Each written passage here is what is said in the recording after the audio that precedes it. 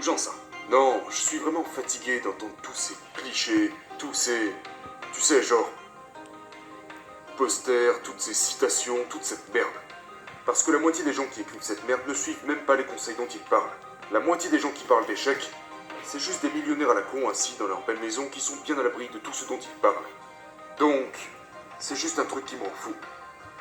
La raison pour laquelle je crois que je peux légitimement parler d'échecs est parce que je continue de faire face à l'échec d'une manière significative et parce que je vis tout ce que je dis. La plupart des gens, quand ils parlent de ces choses, se basent sur leur passé.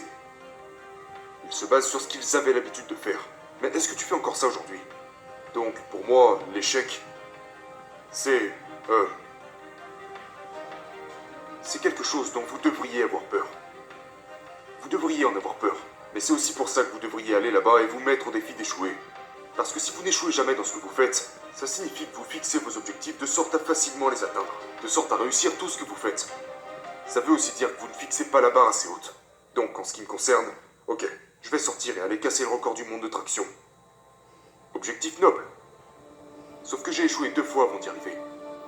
Je savais, après avoir traversé tout ce que j'avais traversé dans ma vie, la formation des missiles, 3 fois avant d'y arriver. Tout ce que j'avais fait dans ma vie, ça m'a presque toujours pris 3 fois avant de réussir. Je savais que j'avais une énorme possibilité d'échouer. Mais voilà ce que l'échec m'a apporté. Par exemple, quand tu regardes un film. Quand tu regardes un film sur une personne qui n'arrête pas d'échouer, mais qu'à la fin, il réussit. Comment tu te sens après avoir regardé ce film? J'adore ça. Incroyable, pas vrai? Oui. Eh bien, je suis devenu cette personne. Je veux ressentir pour moi ce que je ressens quand je regarde ce genre de film. Quand je vois Rocky se faire botter le cul, ou toutes ces différentes choses liées à l'échec, je me visualise passer par tout ça et je me dis, mon Dieu, comment tu te sentiras quand toi aussi t'y seras enfin arrivé? C'est ce que l'échec m'a apporté. Quand je regarde ce genre de choses, ou quand je vois quelqu'un comme ça qui finit par réussir, je me dis genre, c'est ça que je veux. Mais c'est l'échec qui provoque ce sentiment. Si l'échec n'est pas impliqué, tu n'auras pas ce sentiment. Si tu avances et que tu réussis tout ce que tu fais, tu penseras genre, ouais, ok, je suis bon. Mais ce qui vous prend des années, des mois, des années à accomplir, parce que vous n'arrivez tout simplement pas à surmonter les obstacles, mais vous continuez de revenir à la planche à dessin.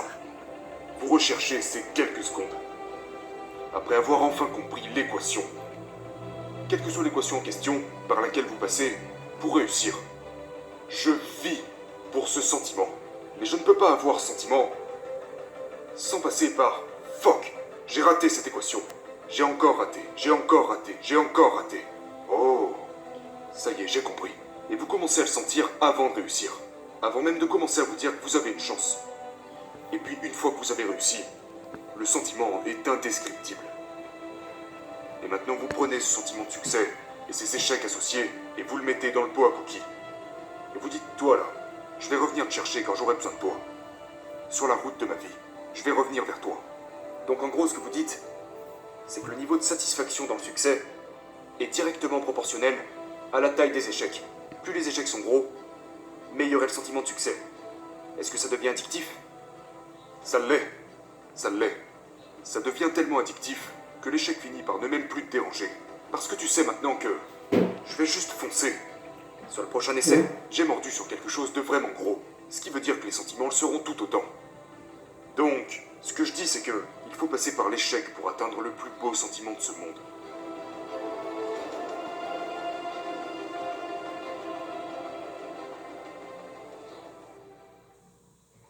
Pensez-vous que la plus grande bataille dans tout ça est de bloquer ce que tout le monde pense de nous?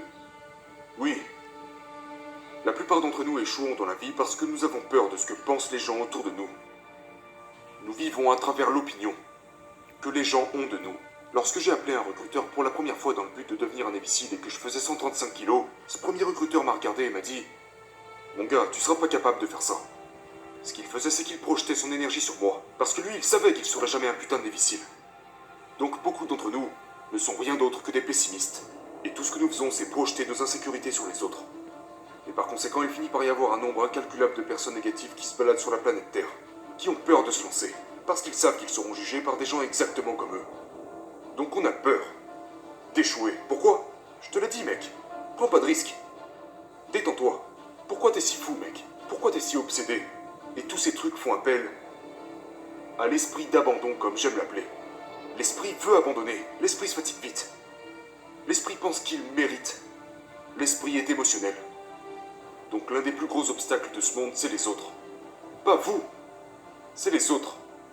Dans votre tête. Et leur regard vous paralyse au point de vous empêcher d'essayer. Et c'est aussi pour ça que vous avez beaucoup parlé dans ce podcast au sujet de se débarrasser du bruit, s'écarter du monde. La solitude est une grande partie de l'équation. Une énorme partie. Parce que j'ai réalisé quand j'ai commencé à me parler à moi-même de la bonne manière, et après m'être complètement déconnecté du monde, waouh, je suis passé de ce gamin de merde qui pensait qu'il était stupide, voué à l'échec, qui bégayait à chaque fois qu'il ouvrait la bouche, à une personne qui est maintenant capable de faire toutes ces choses juste parce qu'il a pris le contrôle de son esprit.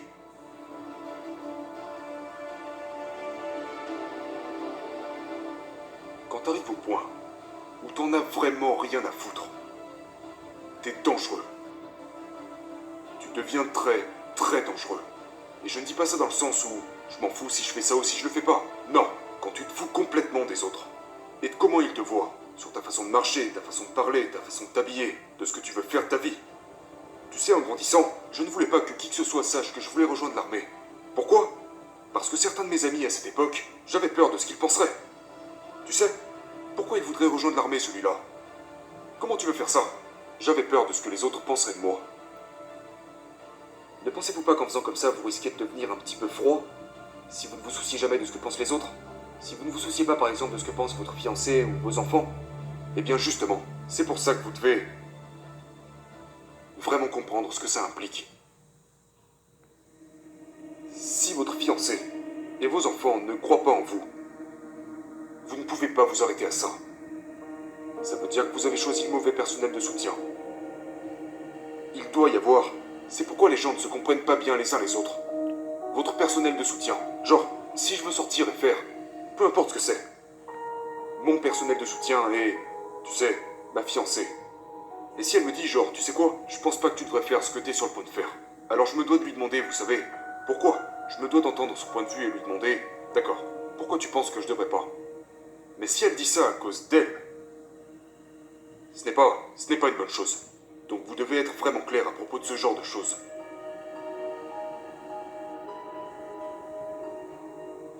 Mon cercle est très petit. Je m'assure de... Je ne sélectionne pas n'importe qui.